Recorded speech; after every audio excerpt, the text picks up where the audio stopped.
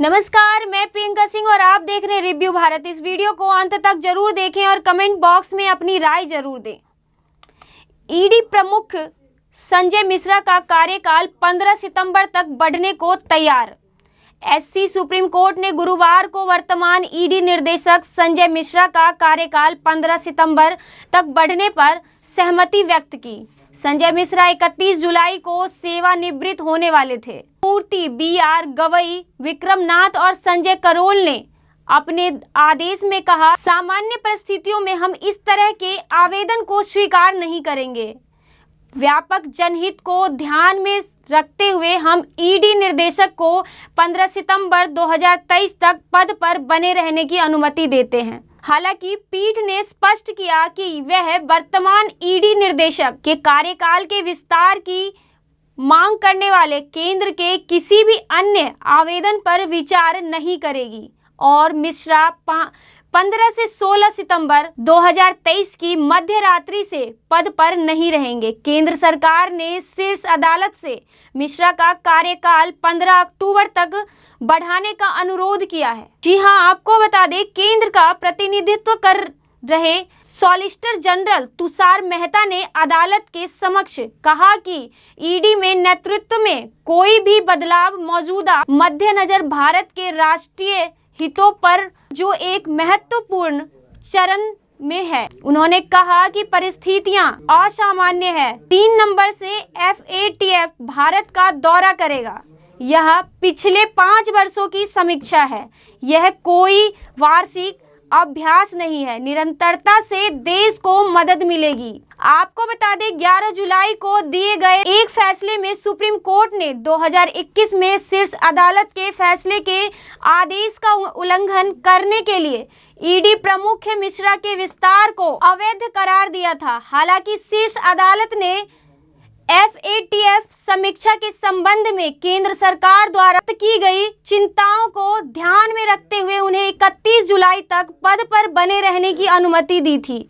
उच्चतम न्यायालय ने बृहस्पतिवार को प्रवर्तन निदेशालय के प्रमुख संजय कुमार मिश्रा का कार्यकाल 15 सितंबर तक बढ़ा दिया गया, लेकिन यह स्पष्ट कर दिया गया है कि आगे कोई विस्तार नहीं होगा। केंद्र मिश्रा का कार्यकाल 15 अक्टूबर तक बढ़ने की मांग कर रहा था। न्यायमूर्ति BR गवई, न्यायमूर्ति विक्रम नाथ और न्यायमूर्ति संजय करोल की पीठ ने कहा कि वह व्यापक सार्वजनिक और राष्ट्रीय हित में विस्तार दे रही है, लेकिन मिश्रा 15 सितंबर की आधी रात से ईडी प्रमुख नहीं रहेंगे।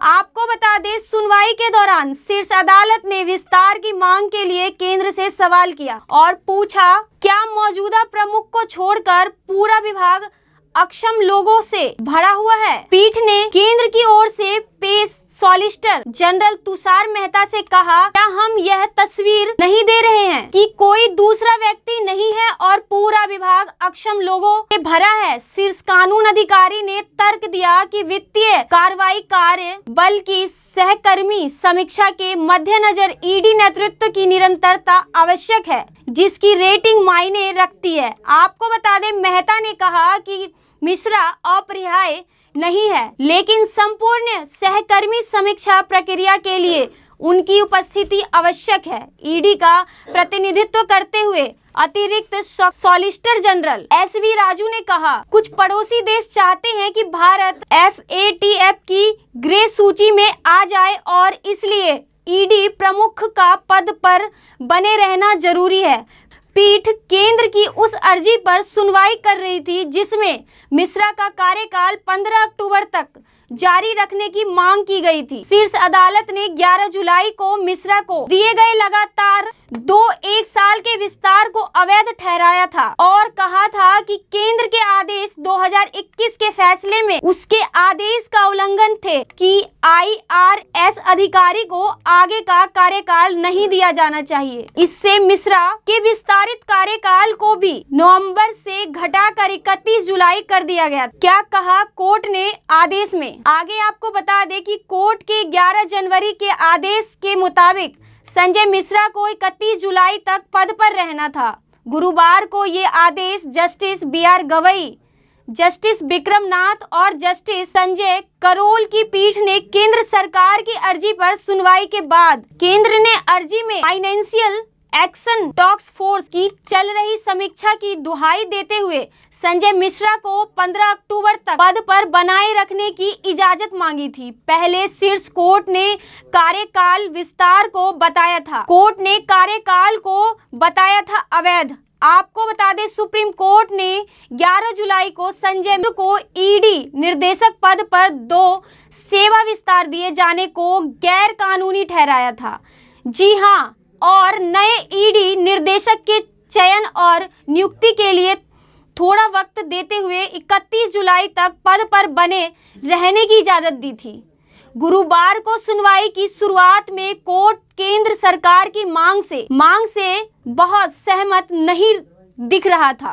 कोर्ट ने कहा कि FATF समीक्षा की जो दलीलें दी जा रही है, ये तो पहले हुई सुनवाई में भी दी गई थी, इसलिए कोर्ट ने नए चीफ की नियुक्ति का समय देते हुए संजय मिश्रा को 31 जुलाई तक पद पर बने रहने की इजाजत दी थी। जब केंद्र की ओर से पेश सॉलिसिटर जनरल तुषार मेहता ने कहा कि FATF की समीक्षा में जिज्ञासाएं आती है जिनका संजय मिश्रा को जवाब देना होता है, वह काफी समय से उस पद पर काम कर रहे हैं तो उन्हें चीजें मालूम है। आज के लिए इतना ही। देखते रहिए रिव्यू भारत। वीडियो देख ली, शेयर तो कर ही दिया होगा, है ना?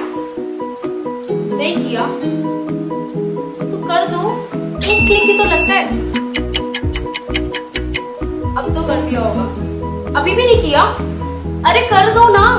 और हाँ, साथ ही चैनल को सब्सक्राइब करना और बेल आइकन प्रेस करना बिल्कुल मत भूलना।